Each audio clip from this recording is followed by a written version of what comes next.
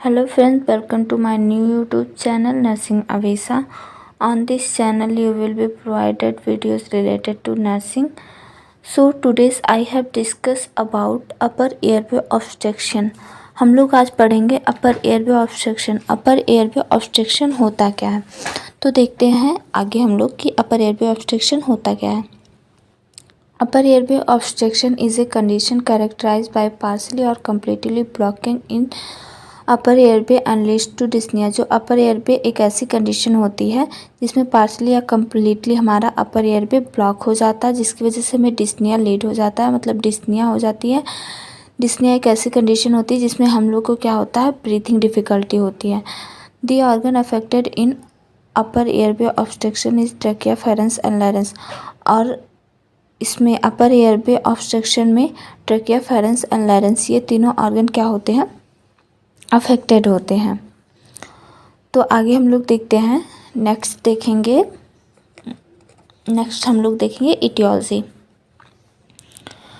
Etiology में हम लोग देखेंगे थ्रोट कैंसर की वजह से हो सकता है, अपर एयरवे इन्फेक्शंस की वजह से हो सकता है, केमिकल बर्न की वजह से हो सकता है, फायर और बर्न की वजह से हो सकता है। पेरिटॉन्सिलर अब्सेस बोले तो उसके टॉन्सिल एरिया में क्या होगा, पस कलेक्शन हो जाता है, जिसकी वजह से होने के चांसेस हो सकते हैं। एपिग्लोटाइटिस बोले तो inflammation of the wind pipe में इन्फ्लामेशन की वजह से हो सकता है। वोकल कॉर्ड प्रॉब्लम हो उसकी वजह से हो सकता है। Infection of the upper airway, अगर उसके अपर एयरवे में कोई इन्फेक्शन हुआ हो उसकी वजह से हो सकता है। ट्रोक्योमलेसिया मतलब अगर किसी पर्सन को रिपीटेड इन्फेक्शन हो रहा है उसके ट्रकिया एरिया में, तो क्या होगा, उसकी वजह से भी उसे अपर एयरवे ऑब्स्ट्रक्शन हो सकता है। तो नेक्स्ट पॉइंट हम लोग देखेंगे साइन एंड सिम्टम्स। तो चलिए देखते हैं हमारा साइन एंड सिम्टम्स क्या होता है अपर एयरवे ऑब्स्ट्रक्शन का। तो साइन एंड सिम्टम्स में हम लोग पहले देखेंगे साइनोसिस, यानी हमारा जो स्किन कलर होगा वो ब्लूइश हो जाएगा। और डिस्निया यानी कि ब्रीथिंग डिफिकल्टी होगी। गैस्पिंग फॉर एयर का मतलब होता है इनफ ऑक्सीजन पेशेंट को नहीं मिल पाएगा। रेस्टलेसनेस उसे फील होगा। अल्टरेट लेवल ऑफ कॉन्शियसनेस उसे होगा। बीजिंग होगा। कन्फ्यूजन रहेगा पेशेंट हमेशा।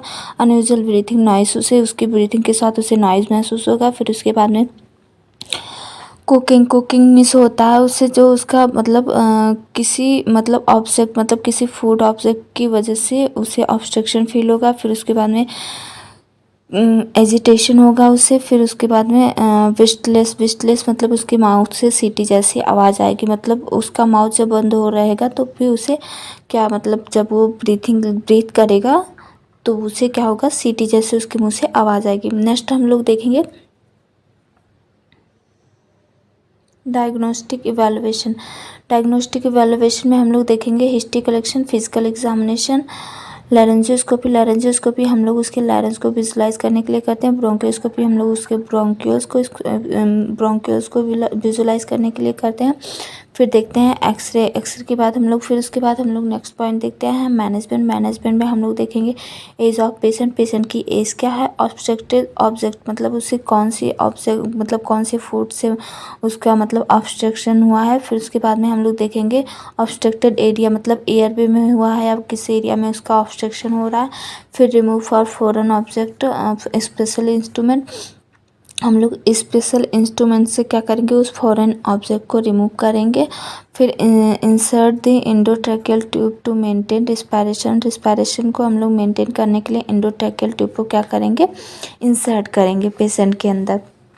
फिर नेक्स्ट पॉइंट हम लोग देखते हैं सर्जिकल मैनेजमेंट में हम लोग ट्रकियोस्टमी देखते हैं। ट्रकियोस्टमी में हम लोग क्या करते हैं, उसके नेक पर ओपनिंग करके एक ट्यूब को इंसर्ट करते हैं जिससे उसे मतलब प्रॉपरली ब्रीथ वो ले पाए। फिर देखते हैं क्रिकोथायरोटमी जो होता है, इसमें हम लोग छोटा सा इंसिजन करते हैं उसके क्रिकोथायरॉइड मेम्ब्रेन में, ताकि उससे प्रॉपर एयरवे हम लोग पहुंचा सके। फिर देखते हैं नर्सिंग मैनेजमेंट हम लोग में instruct the patient not effect to take inside the obstructed object, हम लोग देखेंगे पेशेंट अपने माउथ के थ्रू मतलब कुछ फिर से ना मतलब खाए।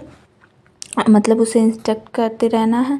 प्रोवाइड प्रॉपर बेड रेस्ट देखना है। चेक द वाइटल साइन को चेक करना है।